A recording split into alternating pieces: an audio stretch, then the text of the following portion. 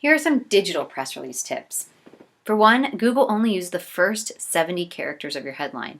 So this is true for all online content. So make sure those first 70 characters get out the gist of what you're trying to say.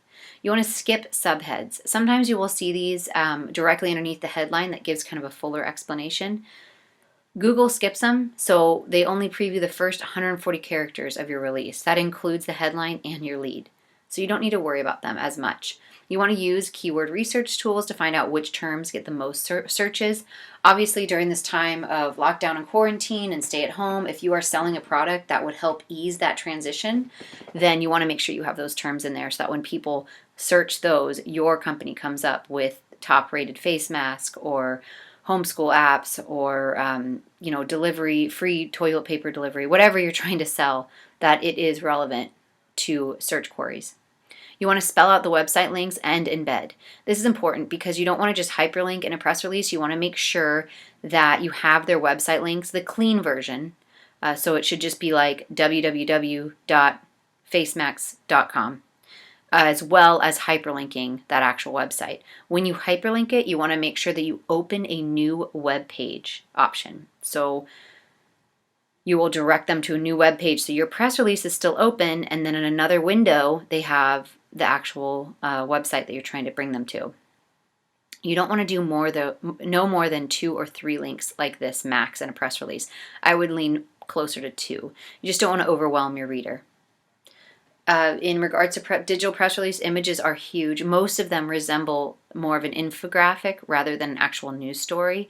They are kind of charting out a very vibrant and visually aesthetic ad, so to say, with all the information on it, but it's based heavily in images.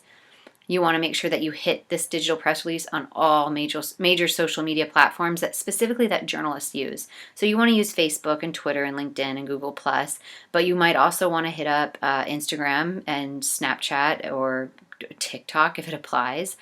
You want to use whatever type of social media platform that journalists, especially like those in your community, follow, so that they would probably seek out and write a story. So a digital press releases come under the inbound marketing. It is an online marketing strategy that is used by businesses to increase their online presence and market value. The press release, also known as digital PR in digital marketing, is one way that companies can use to reach a broader audience. So when you think of traditional press releases and digital campaigns, they perform obviously super poor because traditional press releases are set and capped at a certain audience.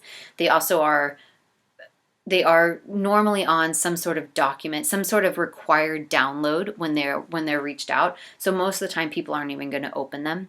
The cost supposedly for major companies would be $200 to $1,200 per press release, which is incredibly insane. Digital press releases are one template. You do not have to revise it per company or per publication or per news outlet that you're trying to reach. It is one infographic that gets the word across, and it can be retweeted, it can be reshared. The goal is to create a multimedia rich press release so that it's easy to share and it's easy to understand the message.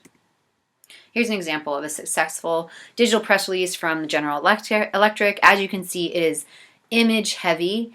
It has the highlights here that would typically be in the bulk of a press release, traditionally wise. But look at this graphic. This graphic is listing out obvious evidence of what they are trying to push. It has a clear title. It gives a clear quote right here from, Chairman and CEO.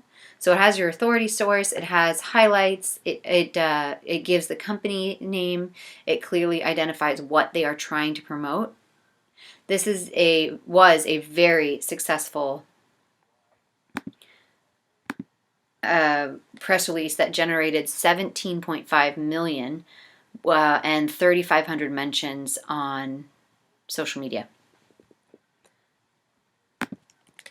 Here's another one by WordStream 2012. They are a small social media startup. So obviously they did not have the big bucks that General Electric's had, but they still were able to reach quite a demographic. They have it set up on a mobile-friendly Again, that's also something you want to seek out, is that your digital press release offers a mobile-friendly version. So they had a mobile-friendly version, and this looks a little bit more traditional. Press release, you have the body of the highlights right here. You have a headline. I do not see a subhead, but you, if you look closely, and this is hyperlinked here at WordStream, so you can see it clear.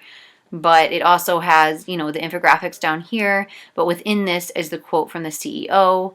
They have everything listed out. It's just listed out in a pleasing aesthetic way. So it still serves as a digital press release. So the format is typically the same. You have a header, subhead, if you would like to, press release copy, full and short. I'll explain that in a second.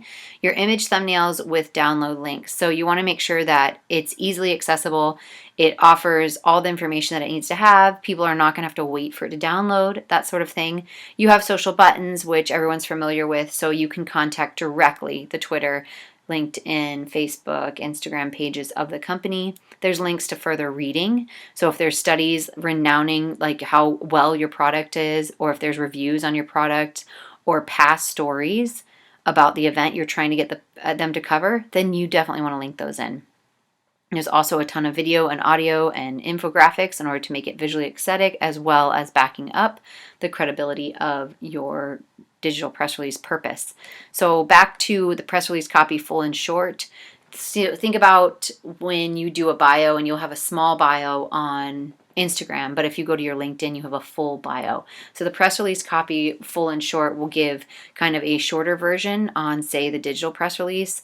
But if you do offer a traditional, you could even include the longer version to select media members if you would like to.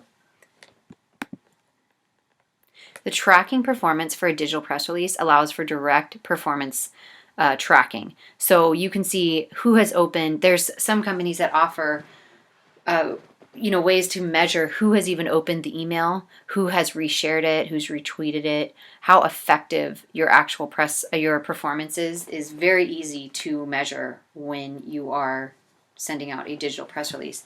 Campaign Monitor is one of the many options available to track. They include analytics, CTR, click-through rate, conversion rate, and who opened emails, for instance.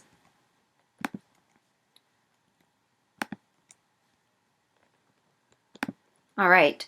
So the most effective way digital press releases tend not to be ready written articles intended for direct republication. Instead, they include multiple media types. So they are very visually pleasing. They are easy to open, easy to download, and easy to share. That's kind of the goal with digital press releases.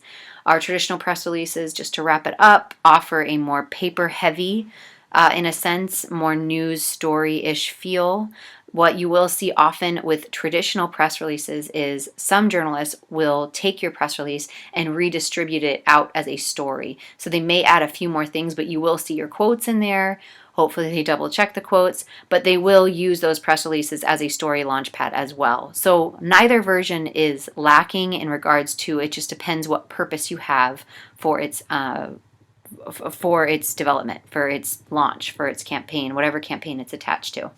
All right, so that's it on the introductions to digital public relations, as well as how to write a digital press release and a traditional press release. I will see you next time in class. Thank you for tuning in.